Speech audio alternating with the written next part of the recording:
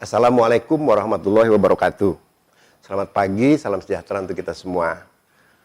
Gimana, sehat semua? Mudah-mudahan Bapak Ibu sekalian sehat pada pagi hari ini. Pagi hari ini saya diminta oleh panitia untuk membawakan mata pelatihan membangun tim efektif. Namun kata orang, tak kenal maka tak sayang. Maka saya perlu memperkenalkan diri dulu. Nama saya Puja Samedi.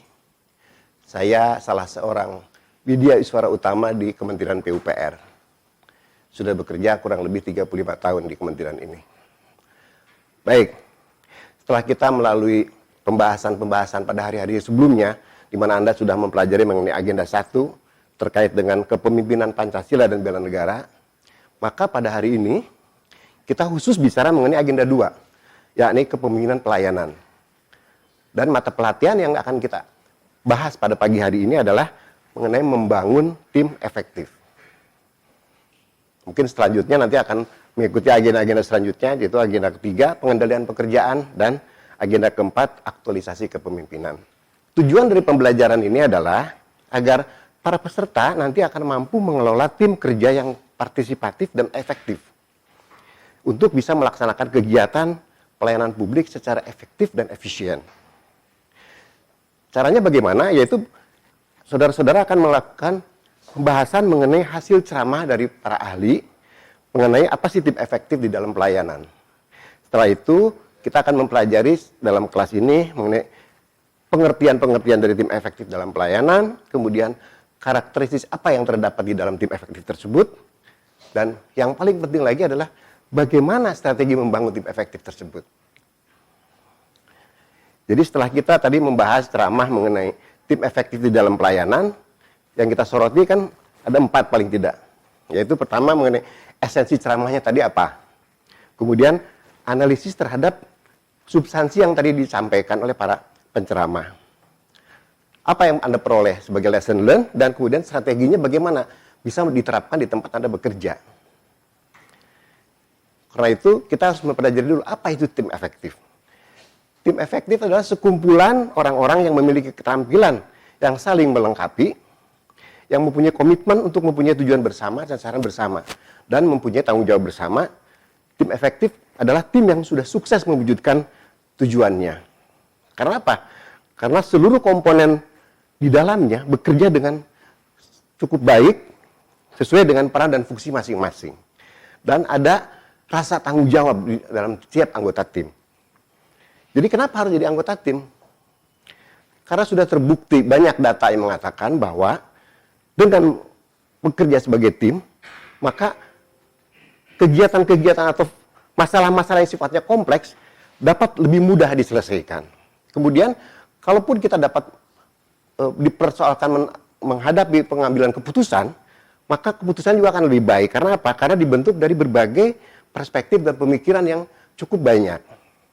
Dengan tim efektif ini akan meningkatkan kreativitas pemecahan masalah maupun ada inovasi-inovasi baru di dalam mendapatkan solusi-solusi yang harus disampaikan. Kemudian apa tujuan membentuk tim? Tim dibangun dengan tujuan untuk agar ada kelompok fungsional ini menjadi lebih efektif. Jadi anggota-anggota tim tidak hanya sebagai penonton, tapi ikut serta di dalam kegiatan. Secara spesifik membangun sebuah tim artinya sebuah harus mempunyai tim yang bersemangat, saling percaya, ada kedekatan antar anggota, kemudian ada komunikasi yang terbuka. Yang paling penting lagi, dengan tim ini produktivitas dapat ditingkatkan. Kenapa tim bisa terbentuk? Ada beberapa alasan. Pertama, ada kesamaan tujuan. Visi misinya harus sama dulu. Ada share vision. Tanpa itu agak sulit kita bisa membentuk suatu tim efektif. Kemudian, ada kepedulian dari tim anggota secara bersama memegang suatu komitmen. Ada norma dan prosedur yang harus disepakati, yang harus dijalankan. Tidak hanya tertulis, tapi harus dilaksanakan. Kemudian ada interdependensi atau ketergantungan antara anggota. Dan yang terpenting dalam sebuah tim adalah ada keterbukaan yang sangat tinggi di antara para anggota tim. Lalu kita akan bicara mengenai bagaimana membangun sebuah tim tersebut. Paling tidak, kita bisa melihat bahwa pada awalnya adalah forming dulu, pembentukan. Pembentukan, kemudian Tahap kedua adalah storming, kemudian norming, dan performing. Diakhiri biasanya dengan adjuring. Keahlian apa yang diharapkan oleh seorang pemimpin di dalam forming?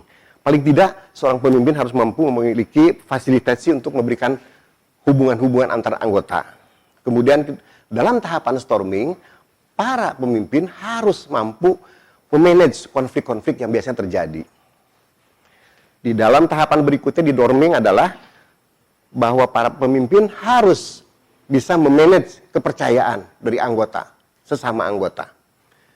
Dan pada tahap terakhir performing di mana tim sudah sampai pada ujung penyelesaian, maka harus ada facilitation of work. Ya. Keterampilan-keterampilan tersebut diperlukan agar tim bisa bekerja secara efisien dan efektif. Kemudian apa yang dimiliki oleh tim efektif? Pertama, harus ada leader yang disiplin, harus ada pembentuknya, supaya apa? Supaya bisa memberikan dinamika kreativitas pada tim. Kemudian ada pemikir yang akan memberikan gagasan-gagasan baru, ada pengevaluasi, ada penyelidik sumber daya, ada pekerja juga yang bekerja secara efisien dan efektif, dan penyelaras akhir. Supaya ada yang mengingatkan apabila ada hal-hal yang keluar dari komitmen. Kemudian bagaimana sih karakteristik dari sebuah tim efektif tersebut?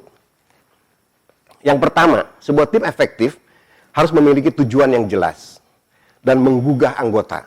Sehingga tujuannya itu paling tidak ada 3 hal yang perlu dilihat. Tujuan yang jelas adalah modal yang sangat mendasar agar tim dapat bekerja secara efektif. Kemudian juga membantu tim bisa lebih fokus bahwa semua bekerja adalah untuk tujuannya. Dan yang terakhir adalah agar merangsang, menantang kepada para anggota tim bisa bekerja secara inovatif. Yang kedua, karakteristiknya adalah bahwa strukturnya harus berorientasi pada hasil.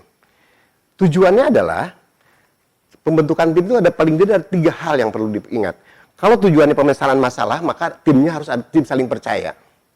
Kalau tujuannya untuk meningkatkan kreativitas, maka harus ada otonom dari setiap anggota tim. Dan kalau tujuannya ingin implementasi dari sebuah rencana, maka harus ada SOP yang jelas. Karakteristik berikutnya adalah tim harus memiliki struktur dan governance yang clear. Jadi ada pembagian kewenangan yang jelas, ada SOP yang clear, ada pengambilan keputusan yang berbasis ke data, tidak hanya berbasiskan imajinasi saja. Kemudian karakteristik yang ketiga adalah tim efektif harus bisa mewujudkan anggotanya agar bisa berkompeten. Jadi harus ada kompetensi. Karakteristik yang keempat, setiap anggota tim harus memiliki komitmen bersama. Ini merupakan satu team spirit, ya, agar ada perasaan kebersamaan di dalam tim tersebut. Kemudian yang kelima adalah agar tim memiliki kerjasama yang nyaman. Pola komunikasinya harus terbuka. Harus ada pemecahan masalah dibahas bersama. Ada sense of mutual accountability. Jadi ada tanggung jawab bersama. Kemudian yang keenam adalah sebuah tim bisa efektif apabila ada standar ukuran kinerja yang jelas. Tanpa ukuran kinerja yang clear, maka susah dilihat apakah sebuah tim itu efektif atau tidak. Karena itu ada 3 jenis ukuran, yaitu ukuran keberhasilan dari individu, ukuran keberhasilan dari tim, dan ukuran dari konsekuensi apabila ada kegagalan maupun ketidakberhasilan atau keberhasilannya sendiri. Karakteristik yang ketujuh adalah ada dukungan dan pengakuan eksternal. Tanpa dukungan dan pengakuan dari eksternal, biasanya sebuah tim memang agak sulit untuk berkembang. Gitu. Nah, kemudian yang ke-8, yang utama juga, leadership-nya harus mempunyai prinsip. Jadi harus mampu membangun visi yang jelas agar bisa menggugah para anggota tim. Itu yang utama. Pemimpin juga harus mampu menumbuhkan potensi-potensi anggota. Harus digali semuanya. Kemudian bagaimana strategi yang bisa kita tumbuhkan agar tim ini bisa bekerja dengan baik. Ada 8 strategi yang perlu kita ungkap. Yang pertama, penetapan tujuan harus betul-betul jelas, terukur. Jadi walaupun tujuannya sangat tinggi, tapi applicable, dapat dilaksanakan. Kemudian harus menyusun struktur yang berbasis pada tujuan. Kita juga harus membuat strategi bagaimana membuat komitmen anggota agar tetap terjaga di dalam setiap kegiatannya. Kemudian harus meningkatkan komitmen agar terpadu. Yang juga tidak kalah pentingnya adalah membangun kerjasama yang kondusif di antara para anggota tim. Kemudian yang tadi saya sampaikan harus meningkatkan standar ukuran keberhasilan supaya setiap anggota tim tahu di mana dia posisinya, apakah sudah berhasil atau belum, apakah sudah ada kontribusinya terhadap tim.